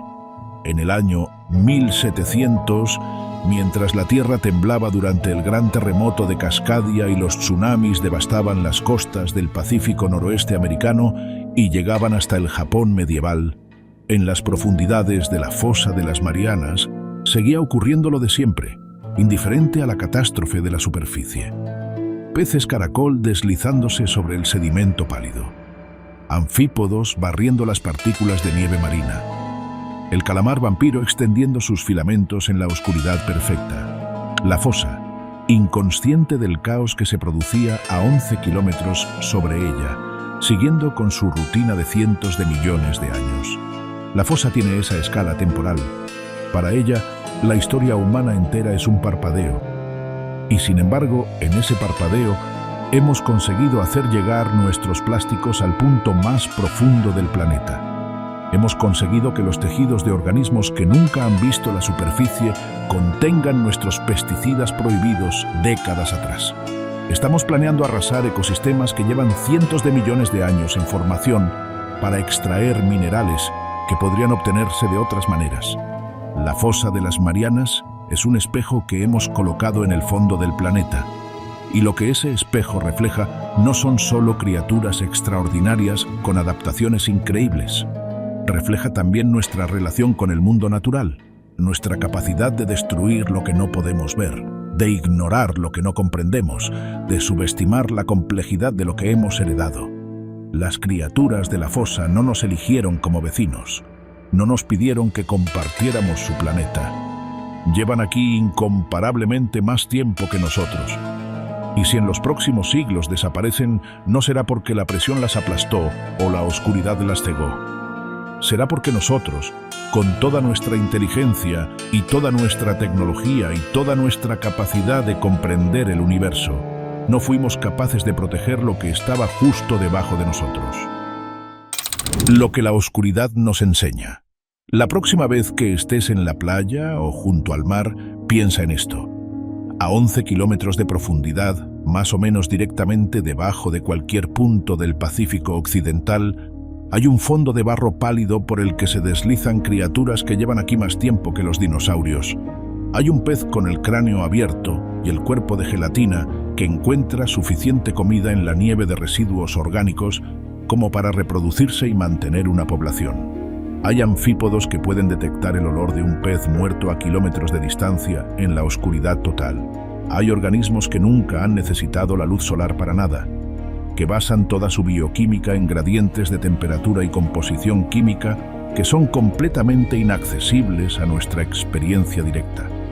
Y probablemente hay centenares o miles de especies que todavía no hemos visto, que todavía no tienen nombre, cuyas soluciones evolutivas a los problemas de la existencia todavía no conocemos, y que podrían contener conocimientos con aplicaciones en medicina, en biotecnología, en astrobiología o simplemente en nuestra comprensión de lo que la vida puede llegar a ser.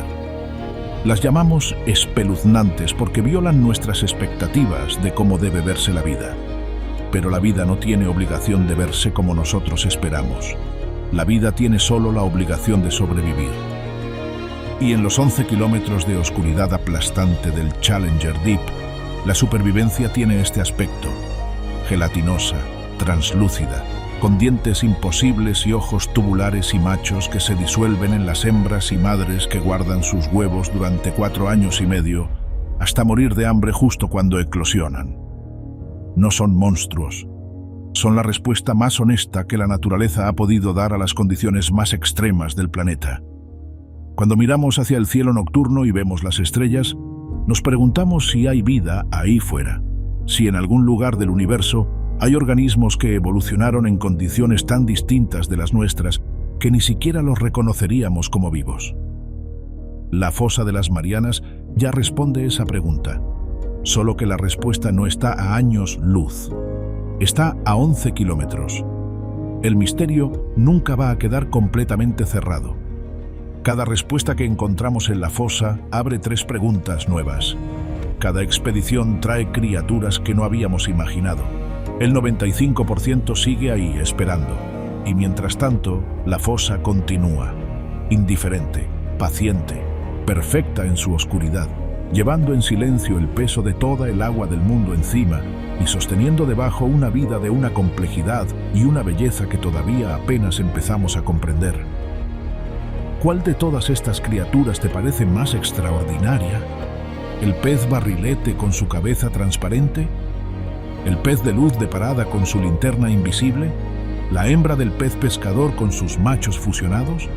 ¿O quizás simplemente el hecho de que todo esto existe ahora mismo, a 11 kilómetros de profundidad, en la oscuridad perfecta sin saber que los miramos?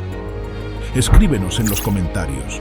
Y si este video te abrió una ventana a un mundo que no conocías, compártelo con alguien que todavía crea que el océano es solo agua. El próximo video te llevará a las chimeneas hidrotermales del Pacífico, donde la vida decidió ignorar completamente al Sol y construir su propio sistema energético desde cero, en uno de los descubrimientos científicos más importantes del siglo XX.